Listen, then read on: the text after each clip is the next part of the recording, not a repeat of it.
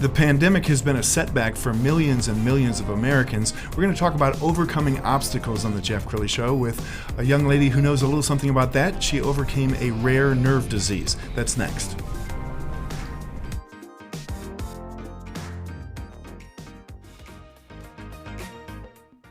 Many are predicting that the worst is yet to come, which is unfortunate, said one person here. Until now, they've enjoyed the reputation of being the nation's icebox. Watched a burglar in his home this morning by webcam. As a journalist of over 25 years, stories are what make my world turn. Reporting live from the Dallas newsroom tonight, Jeff Crilley, Fox 4 News. But in 2008, I took the jump from my familiar life and started a PR firm from my home. We're talking about anyone with a camcorder like the one I'm using becomes a television network. We started slowly growing the company, and we now have over 100 clients, and we've branched into the world of live digital broadcasting. I now own 8 different TV studios and have a huge team, and the stories that I now get to share are sometimes the most important of my life. Life has a funny way of coming around full circle. This is the Jeff Crilley Show. It seems like all of us had to figure out a way to pivot during this pandemic, but my next guest, Jennifer Loehding, she's with the Starter Girlz Podcast. You had to pivot a couple of years ago when you had a rare nerve condition. Tell us about that. Yeah, absolutely. So 8 years ago, I walked into the dentist and 5 months later was diagnosed with a rare nerve condition called trigeminal neuralgia. It actually affects the left side of my face, and so after battling with that for about 4 years in and out of the hospital, the doctors, I decided that I was going to make a pivot. I kind of came to a cross point where it was a situation where I had to figure something out. I knew I couldn't go on living the way that I was living, and so I made a switch and went on a holistic journey to heal myself, and was able, after working on that for about 22 months, 24 months, was able to get off all my meds and put the nerve pain into remission. Wow. What? And you told me off camera, it's one of those conditions where it's the worst toothache ever. You don't even feel like getting out of bed. Yes, it's awful. They actually, if you were to go onto the internet right now and look it up, it would be labeled a suicide disease. It's extremely painful. It's one of those things, I used to describe it to people. You go in the doctors and they would say on a scale of 10, 1 to 10, where are you? I'm 100, because it was so bad. I would tell people my head just felt like it was in this vice grip. And so, yeah, it's not something that is easily treatable. And so when you get in a situation like that, they resort to giving you medication. And so that's what I ended up doing for for better part of 4 years, until I decided to make a change and get off of that. And keto was a big thing for you. Absolutely, yes. And I tell people that wasn't an overnight thing, because at the time that I was doing keto, it really wasn't well known out in the public. And so I remember doing that and people being very, that's not going to be healthy, that's not going to be good for you, but I really didn't see a choice. I couldn't live the way I was living. And so, yeah, I went on full throttle, counting macros, never cheated a day. Wow. And was able, after that period of time, to successfully get off all my meds and put the nerve pain into remission. And run a marathon, is that right? I did, yes. So I was active before I was afflicted with this condition, but during that time, I always tell people we all have vices, right? We all find vices when we go through pain. And so during the time that I was doing this, I took up running heavily. And the way I described it, in my book and to people, was that for the time that I was running, whether it be 30 minutes or 5 hours, the pain was directed in a different place. And so it would allow me to get free from that, put it into my feet for a while, or my knees. Yes. Well, let's. We're going to show a little video that you put up a number of tips on YouTube, and I recommend everybody follow her on YouTube and your social media platforms, because you're always giving these wonderful, heartfelt lessons from your life and your experiences. Tell us why you do it.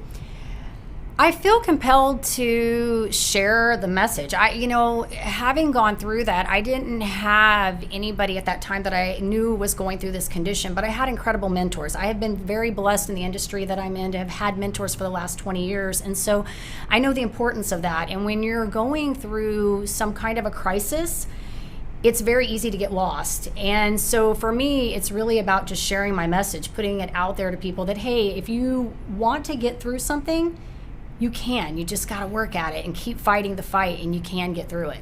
Wow. You also have a top-rated podcast. Tell us about Starter Girlz. How'd you come up with the name, and what's the podcast about? I love Starter Girlz. So Starter Girlz, at the time that this came about, I had a co-host with me, and we were sitting in a parking lot after a networking event, and we were really just kind of complaining about where we were. And so it was just a crazy story. We just came up with this name, and we wanted to have something that would be powerful and say, our whole tagline is, whether you're starting a business, a project, a movement, or a brand, we're here to talk about it. And so It's all about rocking your scene, whatever you're doing. And so for me, it's really just a way to help people see that ordinary people can do extraordinary things when they make extraordinary decisions. That's awesome. And this is one that hasn't even been published yet. Is that right? Yes. It's going out actually today. Very cool. Right. Yes. And tell us about this guest. Okay, so this is Jill Rosenzweig. She is an amazing woman, a civil litigator. She just wrote a book called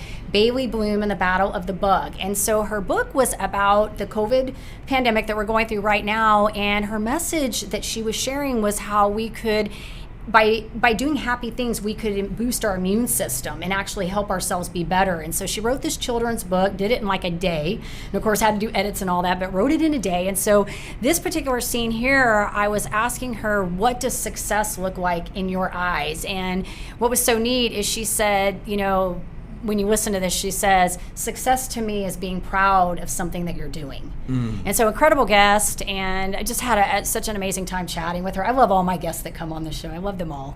Well, now I want to talk about your book, because I love your title. We're going to put that up on the screen. Tell us about how you came up with the title. So Be the Toughest Obstacles is really, there was no surprise to this. It was really, for me, just about beating the toughest obstacle, because for me, I had, before that condition, other than having migraines, I had never really gone through anything that was traumatic. And this particular time that I had gone through this situation, it was probably one of the most traumatic things I had ever gone through. It not only affected me personally, but professionally. I had to step down from a leadership position. It affected my family, my children.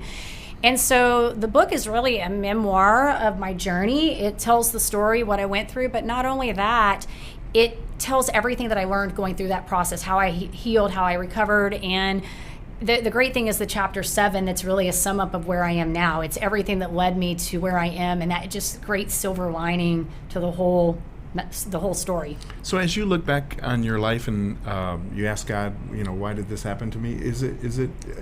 Did you think it happened to you so that you could help heal others? Absolutely. Interestingly, 8 years ago, I don't know if it was quite 8 years ago, but I was sitting in a holistic practitioner's office, and I remember him asking me, Jennifer, what was going on in your life at the time that this happened? And I remember being so angry when he asked me that question. In hindsight, I wrote about this in the book 8 years later, that at that time there was so much going on in my life. We were living in the fast food lane. My kids were in multiple activities. They were 16, 12, and 8 at the time. And we were just living a really hectic life. And having come through all that, I really feel like, I don't wish that on anybody, but I think that there were some definite lessons, and it gave me the voice I needed to be able to create change in people. And that's where I'm good, is helping people make change. Wow, that's very powerful. Well, I want you to look into your camera. I think that's your camera right there. Give some encouragement to the audience, because I think that a lot of people are going through some depression issues. They're struggling. Maybe they're out of work. What would you like to say to close out the segment? I would say, to hang tight to your faith, but more importantly, surround yourself with the right people. Get in the space of some incredible mentors, coaches, whomever you need to put in your space, and continue to pour positive material in your headspace, because I think with all the negativity that's going on right now, it's so easy to get consumed in that. But I've always say fear and anxiety cannot reside in the same place as gratitude and happiness. So if you're pouring in the positive stuff, the other's going to leave. That's very cool. We're going to end with your website.